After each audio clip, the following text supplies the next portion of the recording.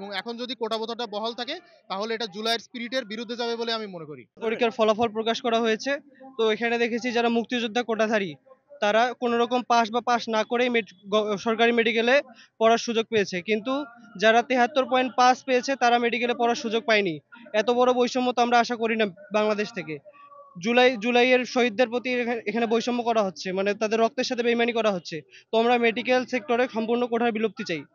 এই মেডিকেল সেক্টরে অযৌক্তিক কোঠার কোনো দরকার নেই আমাদের। আমরা আন্দোলন যেটা করছি এটার আন্দোলনের সূত্রপাত হয়েছিল জুলাইতে। তো জুলাইতে আমাদের আন্দোলনটা বিষয় ছিল বৈষম্য বিরোধী ছাত্র আন্দোলন। তার মানে যে প্রথার বিরুদ্ধে আমরা আন্দোলনটা করেছিলাম। এখানে কোনো অযৌক্তিক কোটা থাকতে পারবে না। একটা হিউজ পরিমাণে কোটা যে বিভিন্ন চাকরি ক্ষেত্রে, শিক্ষা ক্ষেত্রে ছিল সেটাকে আমরা বাতিলের উদ্দেশ্যে আন্দোলনটা করেছিলাম এবং এটা একটা রক্তক্ষয়ী আন্দোলন ছিল।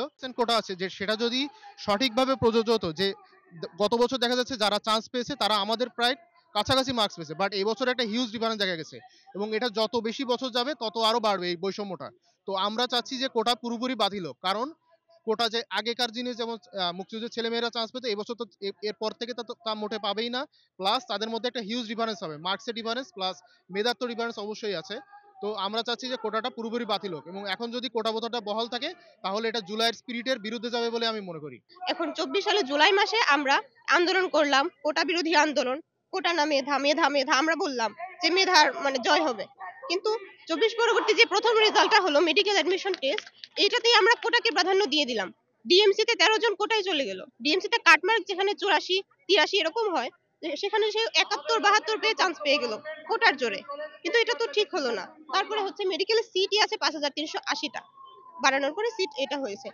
এখানে হচ্ছে 58,000 সিরিয়াল নিয়ে কোনো স্টুডেন্ট যদি দিনাজপুর মেডিকেলে চান্স পেয়ে যায়, ইভেন সে মার্ক পেয়েছে 37, মেডিকেল অ্যাডমিশন টেস্টে পাস মার্ক 50, সে 37 পেয়ে কিভাবে চান্স পায়? কিভাবে সে দিনাজপুর মেডিকেলে চান্স পেয়ে যায়? মানে এটা তো হচ্ছে মেধাবীদের প্রতি অন্যায় হয়ে গেল। ইভেন এই 24 ঘন্টার মধ্যে যারা হচ্ছে কোটাধারী চান্স পাইছে মেডিকেল অ্যাডমিশন টেস্টে, যাদের জন্য মেধাবীরা চান্স পায় নাই, তাদের রেজাল্টটা পুনর্বিবেচনা চাই। 24 ঘন্টার মধ্যেই যেন এটা হয়।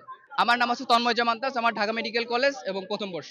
গতকালকে মেডিকেলের রেজাল্ট দিয়েছে, সেখানে আমরা দেখছি যে আমাদের মেডিকেলের কাটমার্ক যেটা সেটা থেকে অনেক কম মার্ক, মানে অনেক আমি আইডেন্টিফাই করছি যে 28 মার্ক পেয়েও অনেকে মেডিকেলের চান্স পাইছে, যেখানে আমাদের 73 পেয়েও অনেকে মেডিকেলের চান্স পায় নাই।